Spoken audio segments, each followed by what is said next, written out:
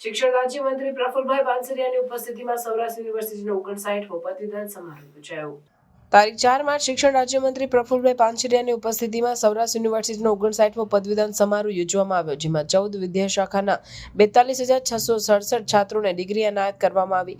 આ તકે કુલ 126 છાત્રોને ગોલ્ડ મેડલ જ્યારે 221 છાત્રોને વિવિધ પારિતોષિક આપવામાં આવ્યા હતા।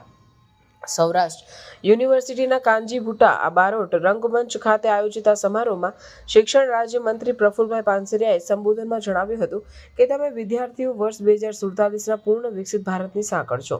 આજે ડિગ્રી મળી છે, પણ જ્ઞાન મેળવવા માટે વિદ્યાર્થી ભાવ કાયમ જાગૃત રાખજો।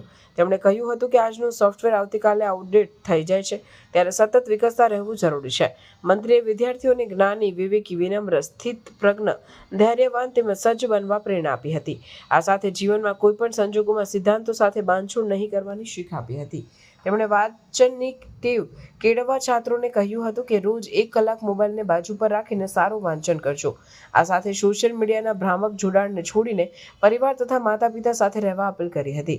આજે ડ્રગ્સ અને ડિપ્રેશન દુનિયાને ભરડો લઈ રહ્યા છે, ત્યારે તેની સામે જાગૃત રહીને કોઈ પણ વ્યસન નહીં કરવા જાગૃત રહેવું જરૂરી છે। આ જ સાચી કેળવણી છે, એમ તેમણે ઉમેર્યું હતું।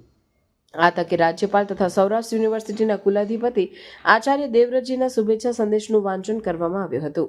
સૌરાષ્ટ્ર યુનિવર્સિટીના કુલપતિ ડોક્ટર ઉત્પલ જોશીએ પ્રવચનમાં કહ્યું હતું કે પીએમ ઉષા પ્રોજેક્ટ અંતર્ગત યુનિવર્સિટીમાં નવીનીકરણ, ઇન્ફ્રાસ્ટ્રક્ચર, અદ્યતન રિસર્ચ સુવિધા વગેરે માટે કેન્દ્ર સરકાર દ્વારા ₹100 કરોડની ગ્રાન્ટ ફાળવાઈ છે, જે બદલ સરકારનો આભાર વ્યક્ત કરું છું।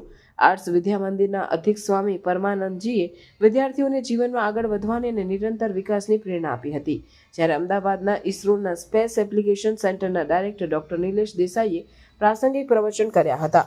આ કાર્યક્રમમાં વિવિધ શિક્ષણવિદો, આમંત્રિત મહેમાનો, વિવિધ વિદ્યાભવનોના ડીન, સેનેટના સભ્યો, છાત્રો વગેરે ઉપસ્થિત રહ્યા હતા।